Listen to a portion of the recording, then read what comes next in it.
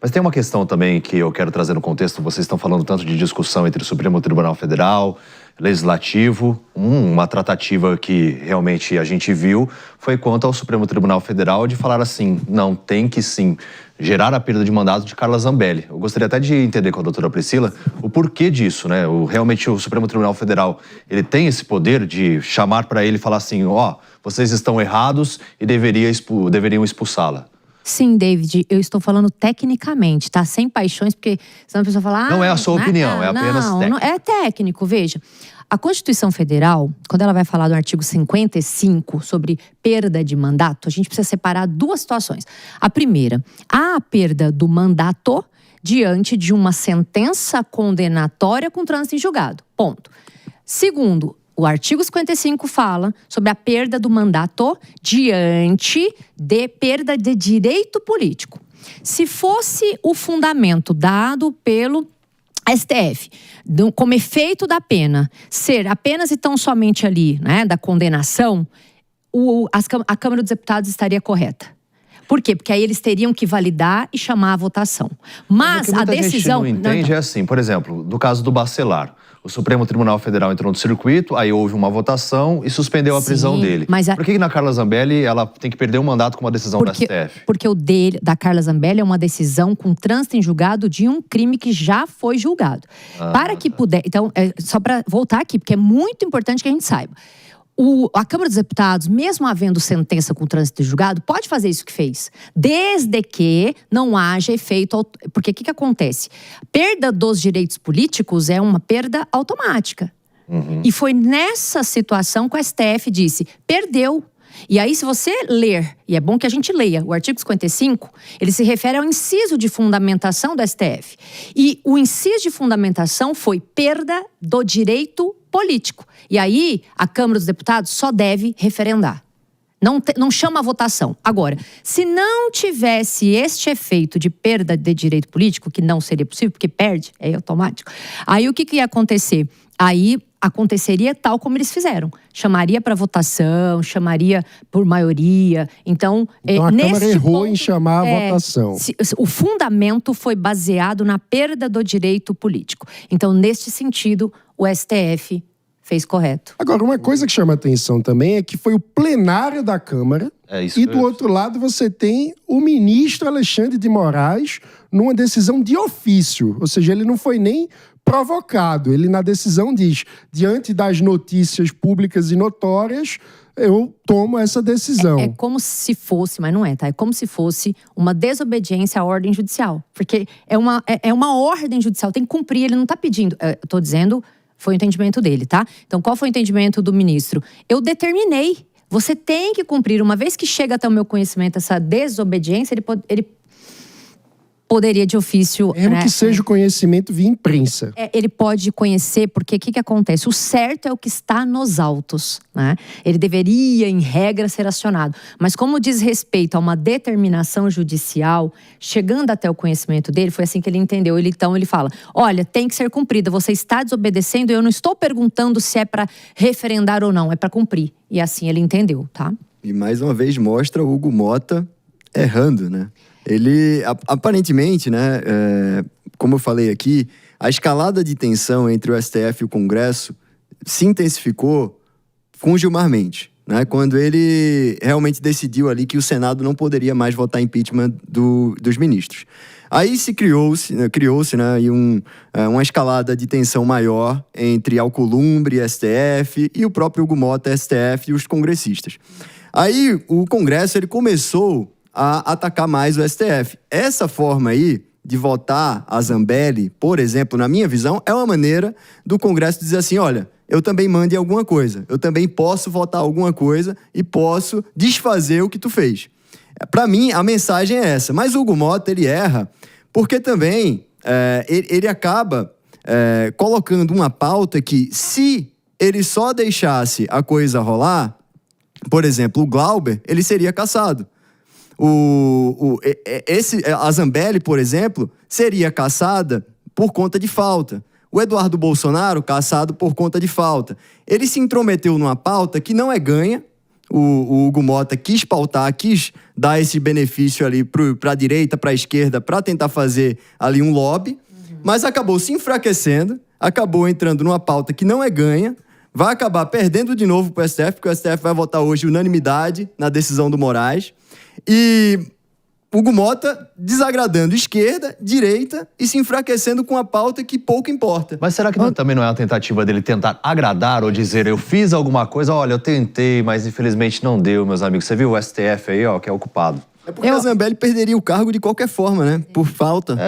Então, eles... Mas às vezes também não pode interpretar dessa forma? Não sei se vocês concordam comigo. Eu acho que a gente está assistindo um cenário horrível para os três poderes brasileiros, né? A gente está vivendo uma crise de legitimidade, uma crise constitucional. E a gente está assistindo tanto a parte dos ministros perderem autoridade no Brasil, quanto a Câmara, o presidente da Câmara perdendo a autoridade no Brasil. Hugo Mota, essa semana, com as diversas votações, esse atropelar que ele teve ali nas frentes diferentes PLs foram votadas, ele se mostrou fraco. Ele tentou agradar a gregos e troianos e ele não agradou ninguém. Porque o que se espera do centro, eu acho que é aí que se perde o ponto nós estamos aqui batalhando eu entendo o ponto de certa parte do centro de querer despolarizar as pautas brasileiras, mas também se espera princípios. O Hugo Mota está se mostrando ser um cara que, nessa tentativa de agradar PL e PT, ele perde-se nos próprios princípios. Ele se mostra um cara fraco. O próprio Arthur Lira, ontem, que foi o anterior que fez a indicação a ele, mostrou que falou, eu estou insatisfeito com o trabalho de Hugo Mota e a própria Câmara por um todo. Não, ele falou assim, vou até trazer as aspas dele. Ele disse assim, Hugo Mota, o Lira falou isso. Hugo Mota está desmoralizado e é uma decepção. E demonstra... Claro, exatamente. O padrinho dele, né? Desmoralizado e uma insatisfação. É muito importante essa notícia, porque Hugo Mota chega à presidência da Câmara com a maior votação da história, tá? De um presidente da Câmara, graças à articulação de Arthur Lira. Sim. Que conseguiu unir esquerda, direita, centrão, todo mundo basicamente em torno de uma candidatura de quase consenso na Câmara dos Deputados. Quando ele pede o apoio do seu próprio padrinho para a eleição da Câmara, isso mostra o nível de enfraquecimento que ele está nesse momento, porque ele já se desgastou com o governo, já se desgastou com a oposição e agora perdeu o apoio do seu próprio padrinho político, que, vale dizer, desejava a cassação de Glauber como uma questão até de honra. E seria cassado se não tivesse puxado essa pauta da Zambelli e outras pautas como Eduardo Bolsonaro, por exemplo. Se deixasse o Glauber do jeito que estava, deixasse essa pauta solta, não puxasse a Zambelli, não puxasse Eduardo Bolsonaro para a pauta, deixasse só o Glauber ser votado nesse dia, ele seria cassado. E não tivesse colocado a Polícia Legislativa para arrancar o Glauber e permitir que ele posasse de vítima das circunstâncias, também não teria tirar a imprensa ainda, né?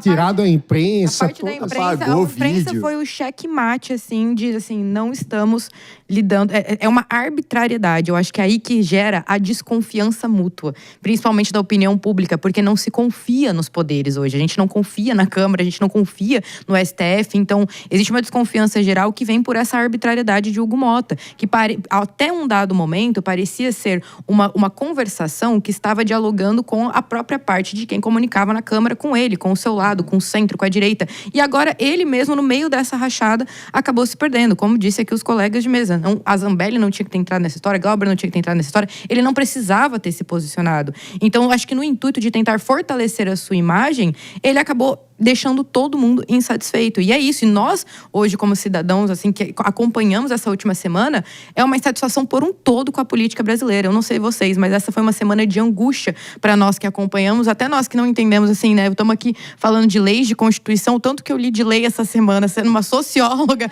para tentar entender o que está acontecendo, foi difícil. Ficou todo mundo ali tentando saber e acompanhar, enfim, uma insatisfação geral, eu acho. E aquela velha história, né? Quem fica em cima do muro leva pedrada dos dois lados. Exatamente. Vamos fazer um rápido break só para o pessoal que nos acompanha pelo rádio. Daqui a pouquinho a gente está de volta.